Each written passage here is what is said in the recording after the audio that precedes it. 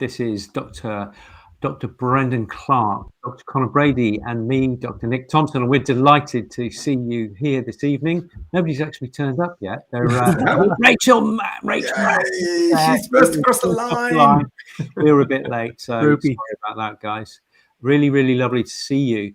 And I would say, what have you been doing this week? But I'm not really that interested because the Raw Feeding Veterinary Society has been here. Conor, did you manage to see it?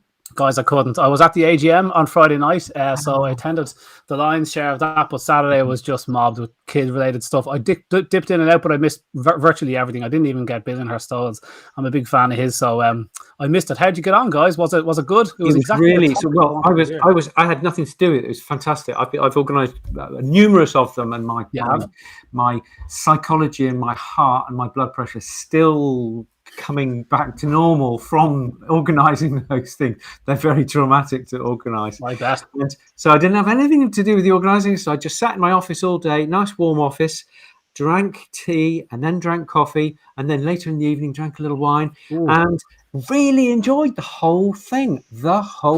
So Brendan, congratulations. You were part of the steering committee on that. So congratulations. But only a little bit. I mean, there's some great people on the committee that sorted that. I think, we've had a bit of input as to what we wanted to gain out of it.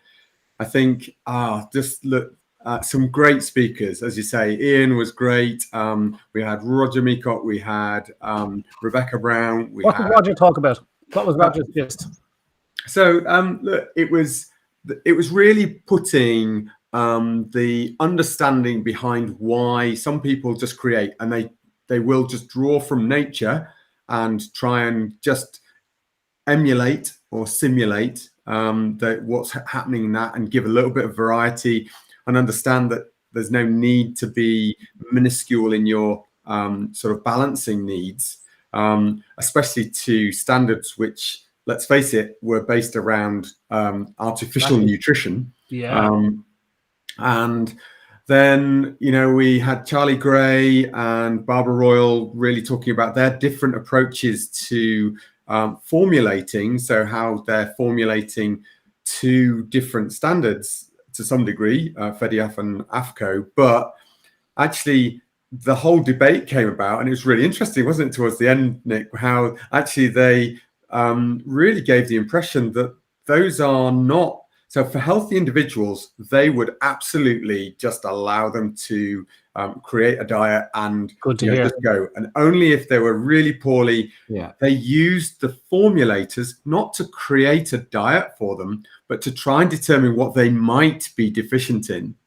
And at that point, look at finding something arbitrary to supplement that up, not necessarily go through the whole raft and make it a perfect ideal diet. So actually it was brilliant. It was a classic conference that we had of everybody, rather than it being one of those fight fests and everybody throwing cream buns at each other. It was very much everybody ended up agreeing that the best way was to try and emulate nature, and just actually how to tweak diets if you needed to, because somebody's maybe used a substandard diet. And this was something that came up, actually, that if you choose the cheapest options, the poorer quality stuff, you're more likely to end up with some issues.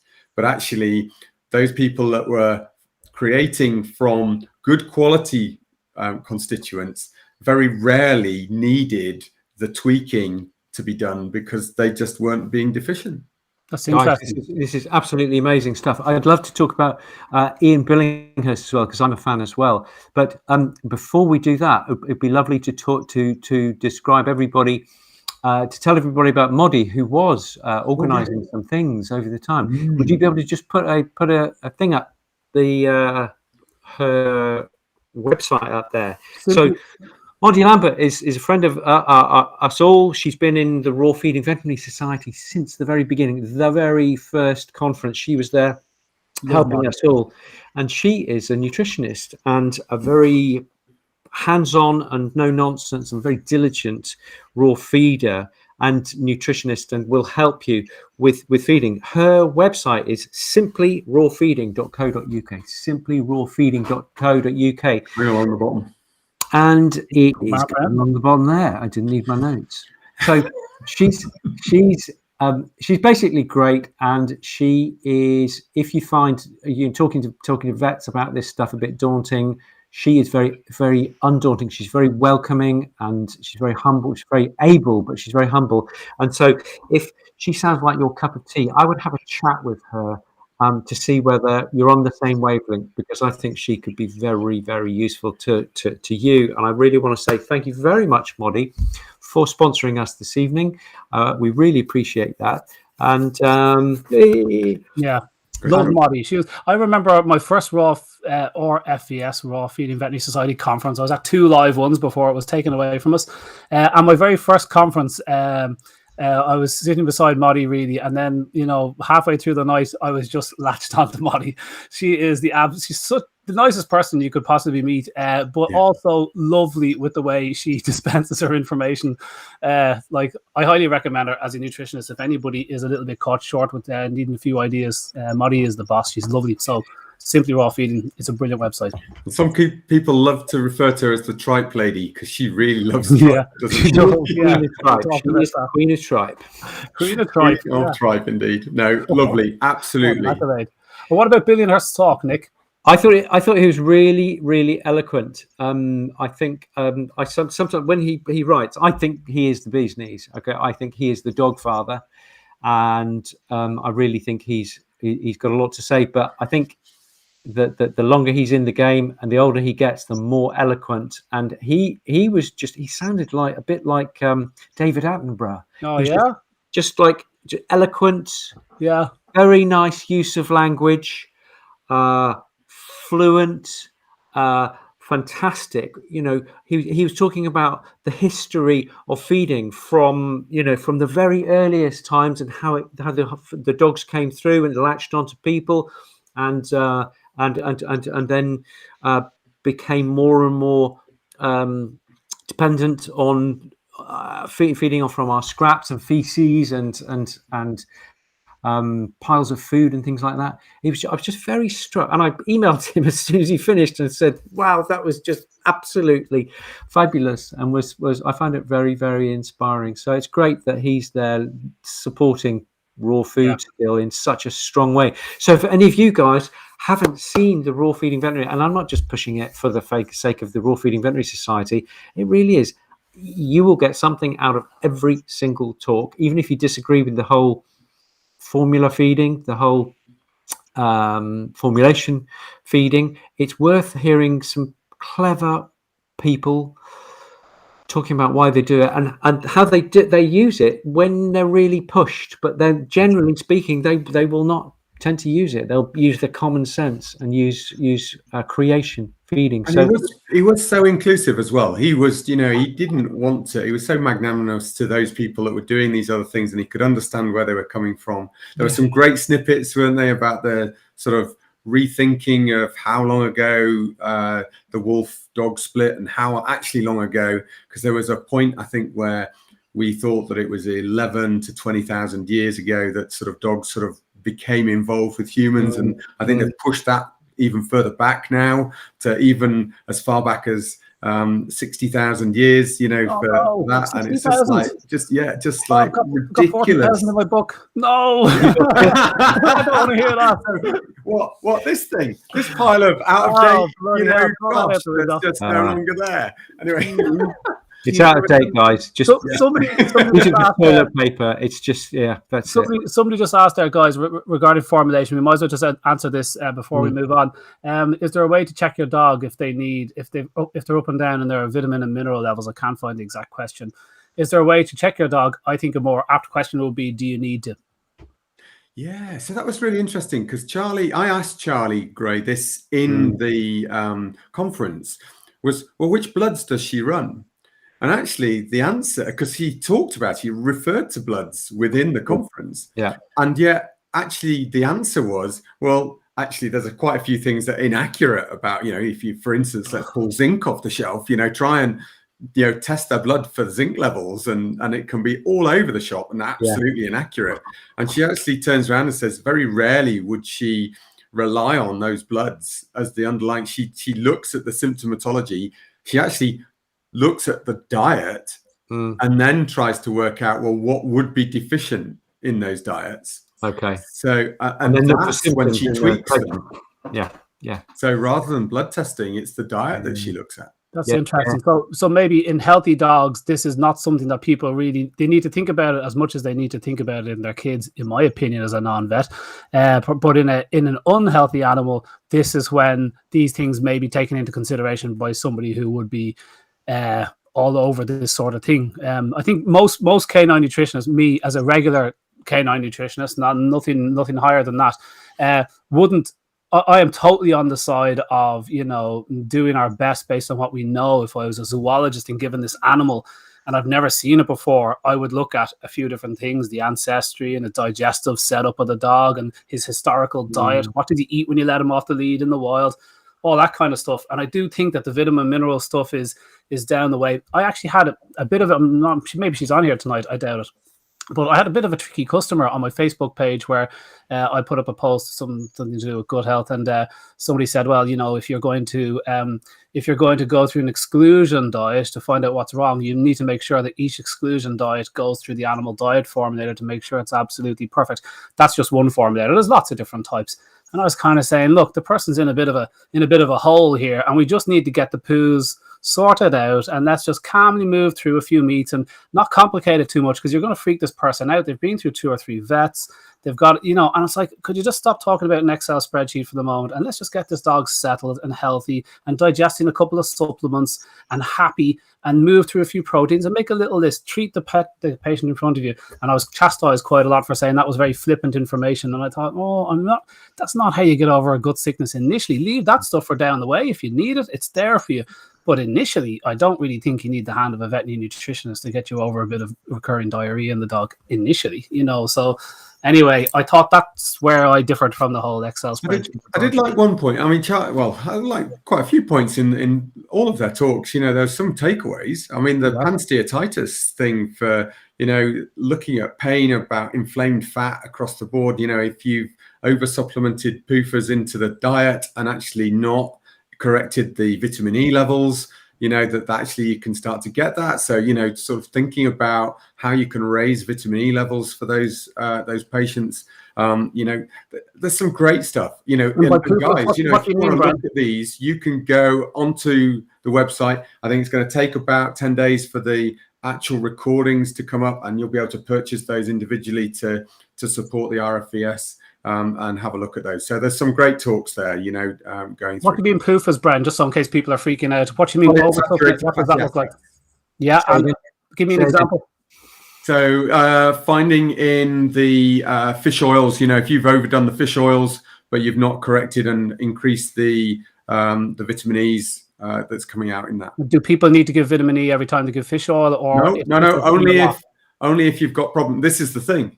It's like, no, actually, you can give those, and actually quite often you'll be fine doing what you're doing, because if you've got good quality ingredients, there should be enough of some of those vitamins and antioxidants within the foods you're feeding.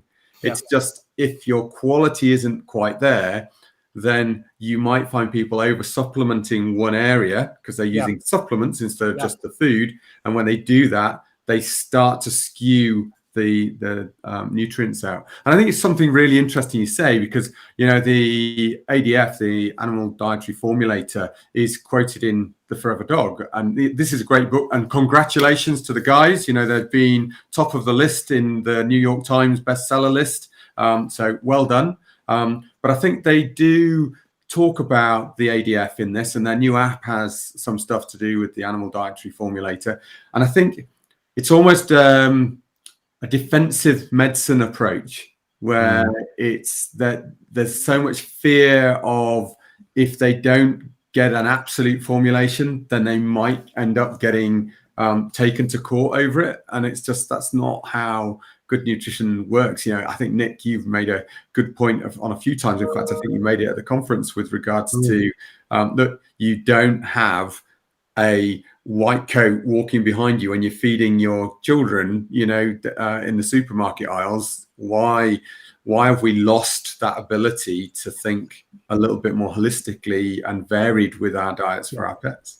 Yeah, totally. I think it's because the food corporations have very subtly undermined our confidence in our ability to feed our dogs just as we feed our children, which is sensibly using macronutrients, using very good quality ingredients, and just giving variety and letting them sort themselves out. And then if you see something happening, dry skin or squitty poos or something, then you just change things a little bit. We've lost that confidence somehow. We've been disempowered somehow, and we do need to. And that's kind of what part of this is about. Absolutely. RPM, it's saying it's not that complicated, and just think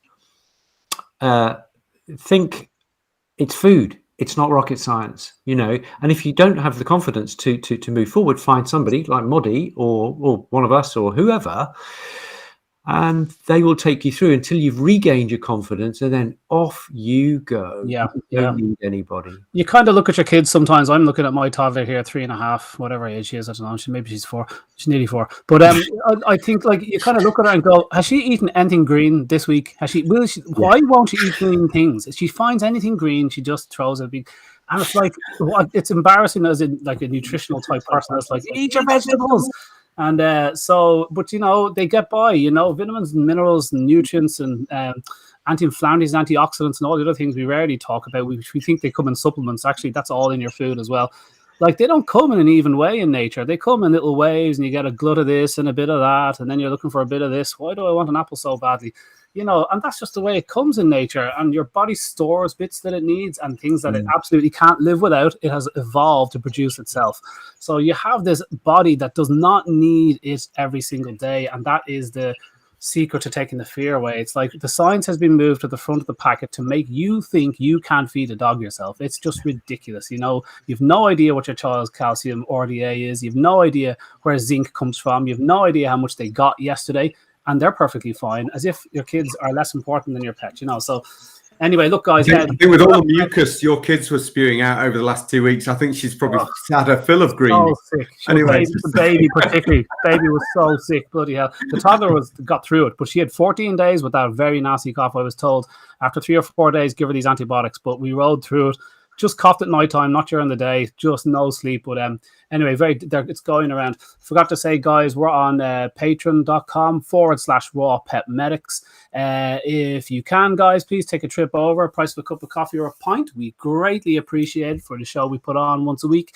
It helps us to prepare and spend a bit of time on it. Takes the pressure off. If you can afford it, we really appreciate it. Patreon.com/RawPetMedics. But tonight, guys, it's 7:20. It's supposed to be about Offal. So that's all the organ meats. Who wants to start off? Can I just jump in here and start off, because it happened to come up in a book I'm listening to at the moment called Why Don't Zebras Get Ulcers, which I highly recommend for anybody interested in the nerd side to stress how it works and how it physically affects you. It was so interesting. So I've got it on audio book at the moment. But he said that the term organotherapy, which people might be familiar with, which is like, we're going to talk about organs tonight and the nutrition of them, but also the feeding of organs for certain conditions. So if your dog has a sick liver, you might give a bit of liver to the dog, eyes for eyes, brain for brain, which we'll talk about. But the term first came up in the 1900s, and interestingly, it all started off with testicles.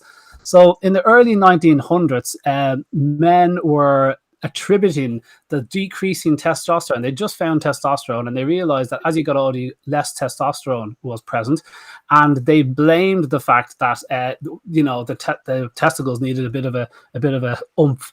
They didn't realize there was a whole cascade to make them produce.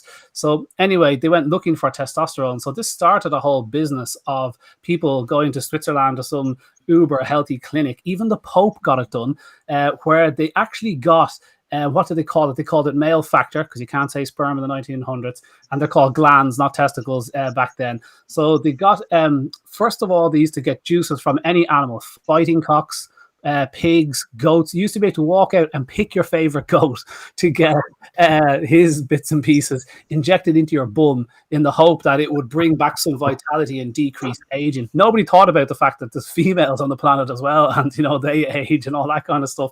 But he kind of got into it, and he said, look, testosterone doesn't fall in all males and that kind of stuff. But then they started doing transplants of they take a little bit of testicle matter from another animal and put it into the male. And that was the first time they used the word organotherapy.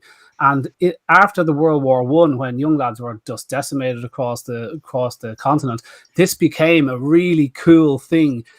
For older men were marrying younger women, and bloody hell, they needed some organotherapy. So what he said was that the surge in positive reports, they said, oh my God, it makes me feel amazing. It was utter nonsense. Nobody got any benefit from it. Any bit of testicle matter put near your testicles was just, devoured by your body straight away. So they eventually found out that the pituitary was running things, and then they thought it was the pituitary that the whole brain set of the whole body. But then they found out that it was actually a tiny part of the brain where these tiny little blood vessels linking to pituitary. They said it's about the size of an area of a full stop. Okay, that's how big this area is of the brain that feeds the hormones to the pituitary to tell it what to do. So after they realized it wasn't the pituitary, because they could take it out of animals and different things happened, they knew it was this tiny area. And two scientists went after trying to find out what those chemicals were coming from the brain by studying this tiny area, the size of a full stop, in the 1940s. And two of them hated each other so much that they spent 13 years each with a massive team of scientists, and they had to produce tons and tons and tons of pig brains. And they would make a slurry of pig brain from this tiny little area of the brain and collect lots of it and squish it out and distill it in the 1940s. And it took them 13 years to isolate the first hormone from the brain. And this was the start of people starting to understand the difference between, adrenaline, noradrenaline, and all these other things that might affect the body. But it started with these two nutcase scientists, and eventually they both won the Nobel Prize in 1953 for their discovery of the role of the hypothalamus in the pituitary and all that kind of stuff. But that was the start of organotherapy. It was men looking for a bit more oomph, a bit more lead in their pencil. But in the 1920s, I think my most favorite study on organotherapy was in dogs, where they started discovering insulin. Diabetes started hitting the nation. The first time they'd ever seen it. They wanted to know what it was about. So they knew insulin came out of the pancreas, but they weren't quite sure what it did. So they got two groups of dogs, and they depancreatized the dogs. So they locked off their pancreatic function, and they fed them sugar and meat, both these dogs. So one dog had no pancreas, and the other dogs had pancreas, but were given the dogs with no pancreas were given insulin. Anyway, what they found was, at the end of messing around with all these diets, they found that if the dog ate pancreas, they lived much, much longer than dogs that were just injected with insulin alone. So when they were put in these sugar diets, it was better for the dog that he ate the whole organ, insulin and all, because all the other things like glucagon and amylin and all this other cool stuff that comes out of a pancreas, digestive enzymes. And it's better the dog ate that in the raw form. They live much, much longer than dogs that were just injected with insulin. Now, it's probably being injected with pork insulin, and God knows if that's useful at all to them. But they threw away that learning process of actually the whole organ is really, really beneficial, because insulin, well, shit, we can sell this. And so they were looking for a thing that they could sell, and they did find insulin. And now controlling insulin, as opposed to avoiding diabetes, which is obviously what you should be doing, but that doesn't make any money. So what we do is we get the amazing drugs and treatments for when you get diabetes, and if 1 in 2 Americans is it nearly, and it's like, when you get these metabolic disease, we can use insulin to control it. But actually ingesting the whole organ, true organotherapy, was really helpful for these pancreatic dogs. So I thought that was really interesting. The early 1900s is where it all started off. Isn't that interesting? Yeah, and there's so many books that we've been talking about over the last 6 months or so that have referred through to things like the use of in humans, the eating of whole organs to reduce some of the insulin resistance, as well as spiking insulin. These things that you were talking there, because actually a big problem with diabetes actually is the insulin resistance that builds up, not just the need for insulin because of the high sugary diets. So lots of stuff there. Yeah, so absolutely brilliant. That was a quick picture of the book that Connor was talking about. We'll put a link up later on so that you can listen along. I know there's quite a lot of you bookworms out there that love to follow what we're reading. So there's a couple of books that just come to mind. One is Shanahan, Deep Nutrition, who you introduced us to. So that was a life changer, really. And there's another one that I've just read, which is just here. Nourishing Diet. Yeah, I thought that you were going to post that. Yeah, great. Sally Fallon Morell.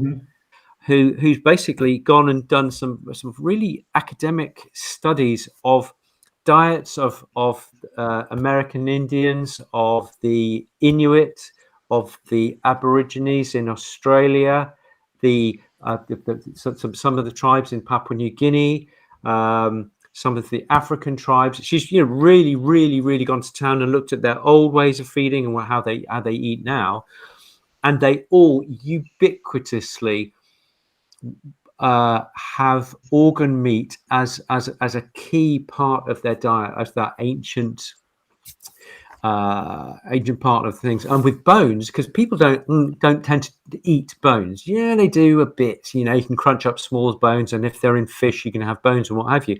But many of these tribes, because they're starving half the time, until roads came along, you couldn't get food all the time or storage facilities. And what they do with bones is they crush them up and mix them in with their stew to just make the stew go a little bit further. But little did they know they were actually giving themselves the calcium and the minerals that come from the plants that the herbivores eat. So it's brilliant stuff. So not just that, but the protein, because we all know that bones are not just loads of protein, mineral, stick. They are literally a matrix of protein with minerals deposited into it. Yeah. So, actually inadvertently, they're giving themselves, the protein that they needed. Yeah, that's why we put it on the plants, isn't it? They're so full of vitamins and minerals and that kind of stuff. Bone meal is a brilliant addition. Bone meal is the same stuff that they put in pet food, actually. They call it meat meal. Well, dried meat, they're allowed to call it now, but it's actually bone meal. So let's go organ by organ. Okay. Let's start with the most common one, liver. There's a lot of people think that, what do you think about liver? How much and what's in it and why is it so cool? I think it's fantastic. It's really high in all the vitamins, all the B vitamins. In particular, it's got plenty of copper, and there's a whole argument to be had, which we need to go into, guys, with regard to phosphorus and the kidney, and phosphorus and the liver, actually, and copper, and whether giving it in an organic form is going to challenge the liver, because there's the whole big thing that you shouldn't give too much copper to a dog with liver disease. Or is it that if they've got liver storage disease, that's the only time you actually need to be careful with the copper? And also the form of the copper. You can't just say, right, dogs need 5 milligrams per kilogram of copper. Like what sort? Yeah, is it from a natural source where it may be absorbed very well or much more cleverly, or is it from an inorganic source like calcium phosphate, where the body's going to go, oh, if I must, and we'll chomp down that mineral. And we've got to remember, there's some other little bits in there. So the bitterness of liver is often accumulated just because of the bile and stuff like that that's in there. Are some of those salts going through going to help those dogs that have a deficiency in their liver?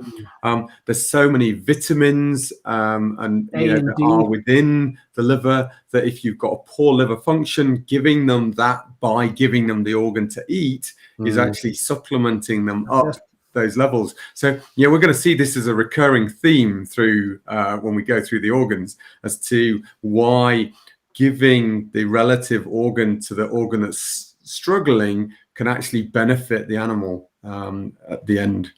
The liver stores bits and pieces. It's a storage organ as well as endocrine, exocrine kind of function. So it stores vitamins A and D and the copper and all the other stuff. So that's why we can't feed too much liver. We say kind of a maximum in the diet might be 5%. People can and have fed more, but the poo can get a little bit squitty because you're probably not hypervitaminosis, but that could happen if you fed it too much liver. So you take it easy with liver, because that's the one of all of them that contains quite a lot of stuff. I've been interested in a bit about this. Guy rang me one time, his dog had liver disease, and the university veterinary hospital locally here had the dog, said, look, your dog's got a month. He was on magic hepatic dry food and a bevy of pills, and he rang me and he asked, is there anything I could do? And I said, look, this is totally outside my ability here. And he goes, well, what would you do if it was your dog? I said, I would this is what I would do. So forget the advice about the products he was on, but you can imagine what I said. I don't want to repeat it and then jeopardize my career. But I said, whatever about them, but I would feed the dog high dose liver. I would give him 10, 20% raw liver in his diet, because what that liver needs is in raw liver. If his liver's breaking down, he needs a good high whack of this for 2, 3, 4 weeks, and then you're going to decrease it to a normal dose. The dog was dry fed. He went away. And he rang me 4 or 5 months ago, and I didn't hear any more until he rang me. And this time he was cross, and I thought, "Oh God, what's happened here?" And he goes, "Remember my dog with liver disease?" And I thought, "Oh my God, it's dead." And he said, "Well, I'm outside the university hospital again, and I brought the dog in. By the way, he's back on top form. He's completely himself after a month. The dog is fighting fit." And I brought him in. He says, I had taken him off his dry food and his meds, his idea, and followed your advice on the food, and the dog is fighting fit. They looked at the dog and they said, "What have you done?" And they said, "Well, Dr. Conor Brady gave us advice on the nutrition." And they said, "That bloody idiot, get him off what you're doing and go back onto dry food and the meds immediately." The dog was healthy, recovering. And he rang me and he says, "I'm a journalist for a top Sunday newspaper here." He says, and he goes, "I'll happily write this story about you and my dog if you like, but it'll be the last time you'll work with the Department of Agriculture here in Ireland, because they won't take that lying down. You know, it's a bloody racket. I don't care what they do about that." But but that was very interesting. So when he told me that the dog was dry fed, he wouldn't eat liver, so he got this little sick Westie in a like a goose, and syringed the raw liver into the dog to make him eat this raw diet. And after a couple of weeks, the dog ate, and I was like, "Oh dear God, I hope thanks for not writing that bit in." But the dog made a full recovery, because just as you said, Bren, if your liver is malfunctioning and not able to store the bits and pieces it needs, it stores them because you need them all the time. It's not by chance. It's because these are the things you can't do without for very long. So by feeding the liver, you're feeding all the bits and pieces that liver is not producing or storing. So it's just a real cheaty way of doing it. And like you said, it's the same for every organ. But isn't that interesting that was a few years ago. And I thought, "Oh my God, this is amazing." But I didn't know what I was doing. I was just saying, look, that's what I would give a go to. And it worked, you know, so there's something to it. The one that really turned me on to this idea was feeding heart to cavies. So Cavalier King Charles often will get a murmur 6, 7 years old, and they will often develop heart disease as they get older. And in my experience, by feeding them heart, because it's full of choline and taurine and coenzyme Q10, and it's actually very good for the teeth as well, but which could help because of periodontal disease, I guess. But that was what really turned me on. It made me think, well, I feed heart because the dog's got heart disease. Why wouldn't I? Yeah, because everything in the heart is going to be feeding the heart, and the heart is struggling, so it's going to be churning through more of this stuff. Yeah.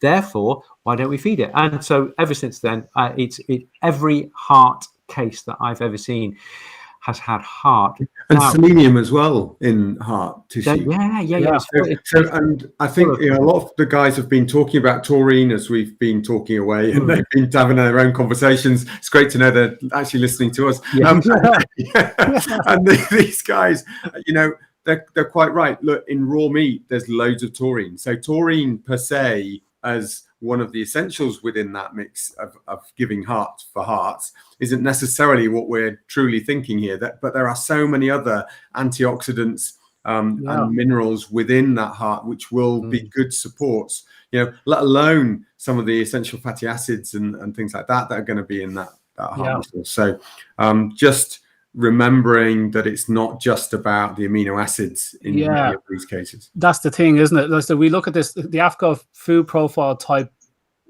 like this is what your food looks like. It's fats and proteins, and then it's vitamins and minerals, and it's just like an amino acids, and it's just like it's just thousands and thousands and thousands of compounds that we don't even know about. We know about a few. It's like Nick was saying, the coenzyme Q10 for when your heart is struggling, as if that's an option.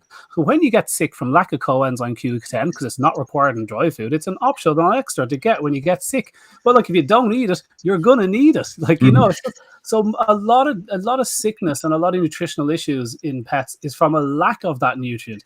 And so it's really a study of deficiency. Oh, I need anti-inflammatories. And so why weren't you eating anti-inflammatories all the time? I need some antioxidants because I'm oxidized. It's like, well, eat better fats and eat antioxidants all the time. Why would you wait? Keep the fire extinguisher going in all the time.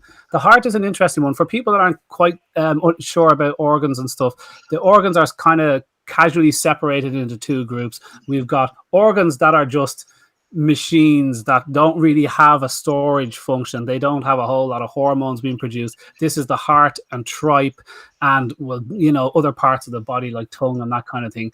These are meat, for the want of a better word. They're leaned on heavily by the raw dog food industry as a cheaper form, not tongue, as a cheaper form of meat that we can use as a cheap filler for raw dog food companies. Still excellent food. Well, a heart is like a fillet steak, tough, but a fillet steak. Yeah. So these are used as much as you like. You can use as much heart and tripe. We'll get to tripe in a minute. But it's the other organs like spleen and kidney in a lesser degree, liver, brain. These things are fed to us. And you say kidney to a lesser degree. Let's not forget, there's lots of things that, you know, the vitamin D conversion stuff that happens in kidney, the erythropoietin that's formed in the kidney, which actually boosts your blood cell counts. Nice. You know, and so you've got actually quite a lot of hormone. I meant not feed too much. Sorry, I meant like as in on the scale of it's in the same group as all them. I mean, I would feed a little bit more kidney. I wouldn't be afraid of kidney like I would be liver. Right. Sorry, but anyway, totally get that, Brent. What about pancreas? Pancreas, somebody mentioned back there. I wonder, do you guys have the answers? Because there is a nutritionist out there that does. I think it's Alison Daniels who said it to me before. So you give a bit when dogs have pancreatic issues and the pancreas isn't producing enzymes enough to help them digest the food. You get this, well, the end stage, you get this fatty poo and that kind of stuff. Adding digestive enzymes in on top of the food is a good idea, and using human ones works absolutely fine. But you can actually use dried pancreas, which would be a step above. You can actually use, raw pancreas would be a step above. The problem is raw pancreas is very hard to source. It's a sloppy mess of an organ. In the diagram, it's like this long butterfly, but it's just a gloop. And so they don't harvest it. They really only harvest it from pigs, and the rest just goes out to the rendering plant. So you can get it. Some suppliers are selling it to you, but I often push people towards dry pancreas. There's a couple of different American companies that do decent freeze-dried pancreas in tubs. Can be quite expensive, but it works and has all the bits and pieces. Pancreas, guys, would you ever use that? And what's the best pancreas? Someone said, why is pork pancreas the best? There is an answer for that, and I can't remember what. So up north, where we are, we eat weird things, and so sweetbreads, which is pancreas, so we can go to butchers, proper butchers, and what they will do is, if you asked a butcher, they will ask for the product from that pig, because often what they'll do is they'll go out to the farms, they'll buy the pigs, they'll send it to a slaughterhouse. The slaughterhouse will do their job and then send them all of the bits of the pig that they request. Cool. If there's stuff that they don't want, that they think is relative waste, i.e. the butcher says, please take the lights out, take the, which is the lungs and heart, take the rest of the organs out, just drop them. I'm not going to sell those. They might hold liver and things like that, but and the kidneys, but very relatively little of anything else from a pig. Then, unless they're making sausages, and then they, so they will just get the main part of the carcass. But you go to those butchers and you say, actually, can you ask them to get me pancreas? And I actually had one guy go off to one of these places, came back with 5 kilos of pancreas. It's a long time. Now, what it's about, so what my advice generally is, for 10 kilos, about 50 grams of pancreas, 10 kilos of dog's body weight, 50 grams of pancreas into their food is usually adequate to give them aid with digestion. So for a little Westie, 50 grams added in the raw, just chopped up. You can blend it, blitz it a little bit. It is quite fatty. You're absolutely right. But the wonderful thing about pancreas is it's there. It's going to help the digestion of that fat that's within it anyway.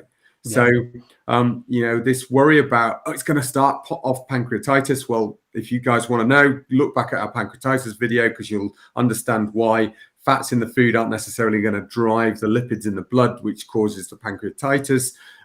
That's another story. And let's, understand that actually I do find it helps. And I do find it helps with the digestion and gives them back their body weight.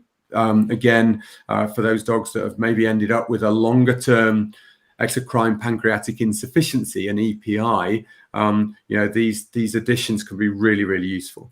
I wish they were in all raw dog foods. I wish there was a really big spread of organ meats across pre-made raw dog foods. I wish there was always... Rather than just liver. Yeah, it's always liver, heart, kidney, but really, like, guys, like, there's, yourself, a little bit of pancreas is needed, and people will struggle to source, like, brains and eyes. Where are we going to get that? Like, eyes are a great one, because eyes, the two compounds on eyes I love talking about are, aside they're full of vitamin A, vitamin A is important for your eyes. So guess what? Your eyes are full of vitamin A. So the Asians start at the head, and the eyes are very nutritious to them. But when they're eating the fish, but we just don't eat the heads at all. And shame on us. So we're missing nutrition there. But eyes are great. All I can think about is the Temple of Doom and the exactly the same. The monkey brain next. It's like, no, I can't. But the eyes are full of lutein and zeaxanthin, and lutein only comes to the plant kingdom. No animals can synthesize it, and bacteria can't. Nothing. Only plants can. Zeaxanthin comes largely from the plant kingdom, but also some little microalgae can produce it. But the point is, these are two very planty compounds. And so if you're a mammal, and particularly a carnivore, where are you going to get them? You don't eat plants. And so you get them from eating the prey. And particularly if your prey is getting to nibbling all these different fine little herbs and plants around the place, and mushrooms and all the cool stuff that we add in later, they eat the prey. And studies show that carnivores particularly will every animal does this, even people that eat animals that eat leaves and stuff, they'll eat certain parts depending on the nutritional content of that part. So depending on their nutritional need at the time, they'll choose the eyes first, or they'll go for the pancreas if they need it, or whatever. So caterpillars will eat certain leaves to fill themselves with poisons if there's a wasp on their back. Chimps eat it for parasites.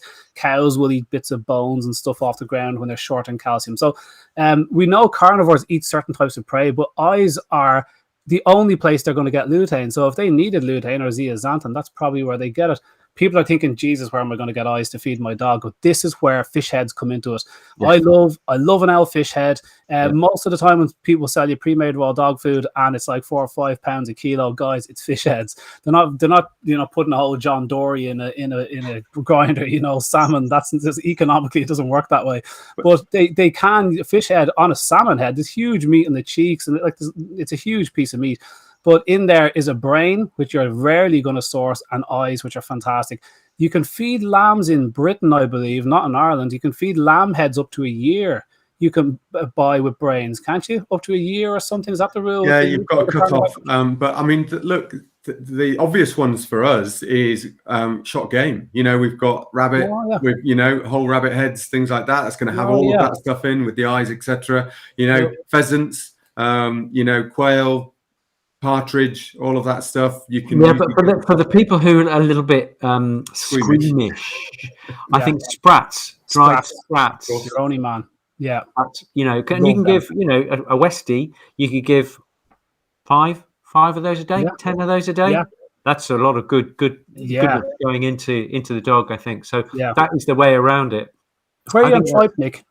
I love tripe. I think it's really, really good. One of the interesting things on tripe, because we're just kind of at the end, there's a couple of things I wanted to say. I find that I've got dogs who are beef intolerant who can take beef tripe. I've got them lamb intolerant and they can take lamb tripe. That's mad. But isn't this, although we're talking about the reflection of organs for organs, gut health issues, that have basically leaky gut problems or anything like that. The vitamin Bs that are often in those green tripes, let alone the friendly bacteria that are going to enhance the good floral balance of the gut and therefore close those leaky guts. You've got all sorts of benefits. And let's put aside that there's probably those sensitivities are based around processed lamb and processed beef to cause those sensitivities. And when you're feeding them raw, as Nick is there's often a total difference in how sensitivities work. But I think, guts for gut issues, absolutely. I like that. That does have a benefit. Yeah, gut, heart, liver for liver. Again, it's not rocket science, guys. Not too much on the liver, and go easy on the kidney. Just feel your way forward. I think 5% is a good place to start. Yeah, I would say. I think Moddy's just going to be so pleased that we have included the tripe. I want to say one thing about tripe. Okay, so I'm not quite as converted as everybody else. I still kind of pull back a bit. People are worried about washed tripe or bleached tripe is the word that they use in butchers sometimes. Guys, they don't use bleach in human food. Okay, when they say bleach, they mean warm water or hydrogen peroxide or just a way to get the green stain off the food, which a lot of people want to eat it that way first. So it's still perfectly good protein for the dog. People believe believe that the greenness on the tripe is probably it probably enhances the nutritional value of the food for the animal. And there's the chamber. They say the cow has 4 stomachs. Well, he's got a big chamber where he stores, called the tripe or the rumen, and where he stores all the grass. She stores all the grass, or he, and that's where she chews the cud, brings it back up, chews it, sends it back down, back up, and then a couple of little other chambers, then a mini stomach there, abomasum. You don't get those other bits off the cow. You don't often see abomasum being sold by producers. You do hear in there. You know that hexagonal tripe? Yeah, the hexagonal beehive thing. That's not in the rumen. The rumen's quite sweet. Yeah. That's the reticulum. So the other parts are actually where a lot of the different types are. I mean, and don't forget, some of those other areas of the stomach are just like leaves upon leaves. That's right. That's the amason stuff helping to, grow things.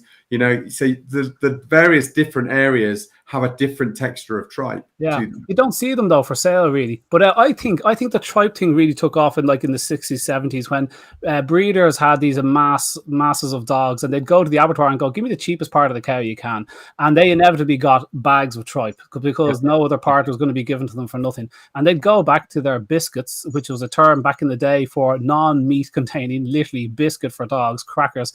And this is what dogs were fed. And they would throw the tripe on top and the dogs would bloom because it's meat. And so the dogs are doing great.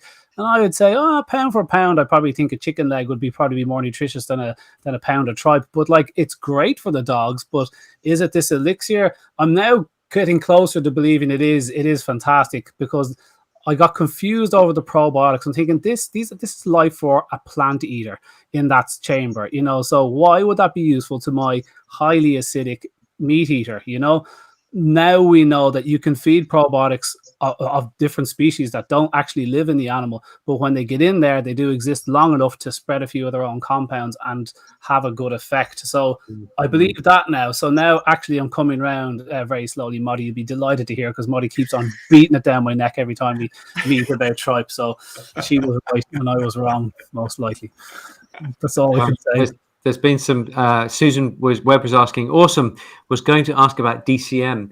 I've got great news. We have got a real authority on DCM because this whole thing about grain-free diets and dilated cardiomyopathy really hit the States a couple of years ago, and it's been an absolute bun fight, as Brendan would say, to say the least. And what's happened is that there are many vets in the States who are saying that, grain-free diets are absolutely terrible and therefore, they cause dilated cardiomyopathy. But there's one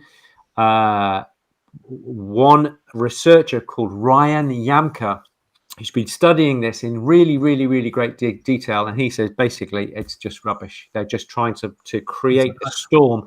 And Nikki Kamak, who runs North Point Pets, wonderful woman, she's coming to talk to us on the 26th of this month. That's not next week, but the week after. And she's also, don't know how this woman gets any time to sleep, but she has also done a study, about 5,000 person study, looking at the safety of raw pet food. Okay, she's actually talked to 5,000 people, and so she's going to come and talk to us about grain-free, dilated cardiomyopathy, and the safety of raw food, which I think is going to be wonderful. So we got it published, didn't she? It was published about 6 weeks ago. Yeah. Brilliant. Cool. So what are we going to talk about next week, boys? Well, we'll have to bring the Q&A forward so that we've got last week. Oh, yeah, because it's going to be... Okay, so Q&A. We'll do Q&A next week, and then we'll do Nikki Kamak and that's going to be really fascinating. She's been working with Ryan Yamka for the last 2 years, so he's up to his eyes in it as a result of all this stuff. But she knows exactly how he's thinking about this stuff, and she's very articulate and will give us a great rendition of what the state of play with all of that stuff. So I'm going to say thank you very much to Moddy, who's at simplyrawfeeding.co.uk. Thanks to all of you guys, and thanks to you two. Marvelous. And thanks to our Patreon people for giving us a few quid every month. And if many people do that, we can do lots of stuff. Our study on kibble is coming through. We will be there. soon. We've got day jobs as well, but it's all happening. It's all happening, guys, and really, really exciting. And Pete has the first podcast over the line, guys. I got that this morning. So so we got that. We'll have the podcast going now. That'll be on general consumption, but we'll put the older shows up on Patreon as well. So he's working away on that, and as soon as he has a little collection of them available, we'll lash them out there. So he's going to condense them down into a nice 30-minute little podcast, Raw Pet Medic podcast. That would be cool to have. It'll be a whole new tribe of people that we can expose ourselves to. Oh, here we go. Another cracker. Here we go. Yeah. As somebody said earlier on, they can't believe the things we talk about before the watershed. Unfortunately, with us talking around the world, it's always before the watershed somewhere. Yeah, that's it. And it's always after the watershed somewhere, Brian, which is Anyway, guys, I have to toddle on here. I have a little one at the door, standing out the door open. I can sense her. So, guys, it was a pleasure tonight. I love that. And Q&A. So, guys, put up your questions on Facebook. Put them through on Patreon. Just text Nick. I'll give you his mobile number later. I'll put it up on Facebook. And join our WhatsApp group. Yeah. And so thank